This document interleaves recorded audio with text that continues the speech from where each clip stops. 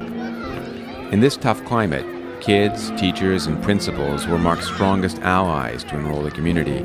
He visited each school, holding assemblies and giving them a direct experience of art and creativity by chalk drawing with them on their own playgrounds. I believe in miracles when a person is passionate in regards to what they believe in, and the children really benefit from the result of his passion. Then the resources and the finances come together. And definitely Mark that does have the passion, and I know that a miracle will develop from that.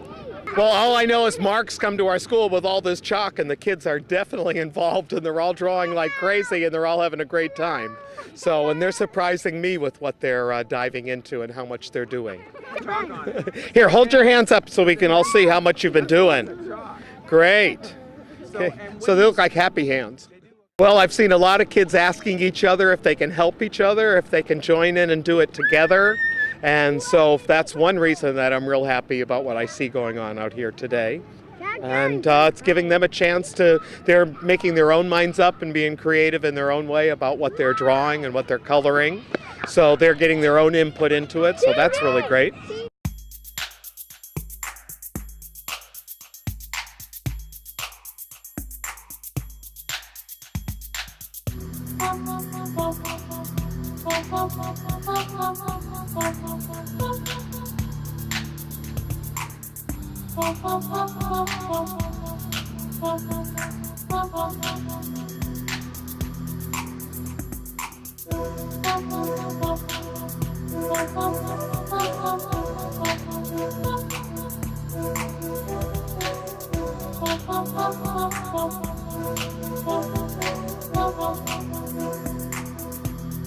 Having a dream is easy, Mark discovered. The hard part is making that dream come true. Naturally, the project faced numerous challenges.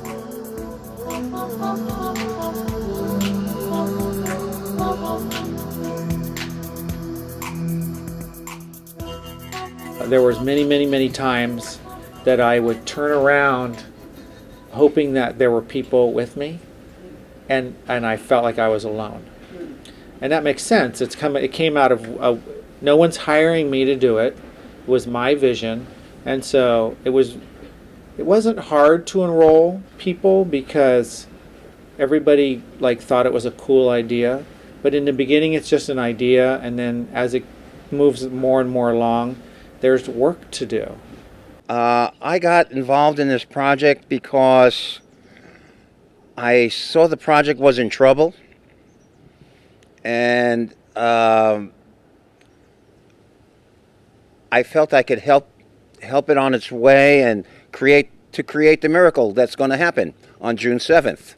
And so I volunteered to mentor Mark, since I had some experience in community service and getting people involved, and hopefully I've been helpful, and hopefully, this is all going to happen. I had to get super vulnerable and just say, I'm out of control. I don't know what I'm doing, and I need help. And it wasn't until then that guys could actually hear me. And I love that. That was the hardest part, but that was also I had to get to that place. Desperate. Truly, authentically desperate. It was Mark's idea, but then it started to become everybody's idea. It became, it wasn't just about the arts anymore. I mean, at one point we thought we got all this money to have art teachers, and then everything got stripped away. And it was, what started out as a project that was going to try to put art teachers back in the school became a message to the world of just, no, this is not right. Our kids deserve more than this. And what happened to the way we grew up? What happened to, I still remember my art teacher. I mean, he changed my life, and every kid should have that opportunity of having a teacher that affects them that deeply. And so it became a community-wide struggle to make this happen. So never did I think it wasn't going to happen. It ran into some obstacles along the way, should we say. But it was amazing at how Alameda stepped up to support this. And so, even in the dark days when, we'd look around the room and there were 3 people on the team, never once did I think that it wouldn't happen. Having people give, have them involved in doing something bigger than themselves, to me that's a miracle on this planet. We are about to get thousands of kids back into art by letting them draw the world's largest art project. And tell me that's not a miracle. Well, we have 10,000 kids, so that's a lot to think about transporting to one event. Although it will be over a 2-week period, it still is a lot of logistical work. Well, Mark will be able to work with kids of all ages pretty much on a daily basis over that 2-week period. So I'm hoping it'll work.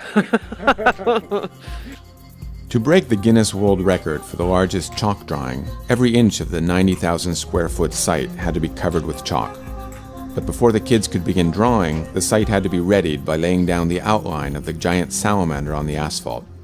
Working from a scale drawing that Mark made on graph paper, the team laid out coordinates on the ground and then connected them with a thick line of red chalk. Okay, we ready here? Ready. Okay, so let's get our high-tech thing going here. Hey, this works, doesn't it? Absolutely. It's a lot better than what you were doing. Yeah, I was doing the squat and grunt. See, here's all our points, you see. Yeah, I'm running the test. We like this blue. This blue's too light. We're just adding the iron oxide, and so we're trying to duplicate this blue. This blue is too black. This blue is too pale. That's where we're at now.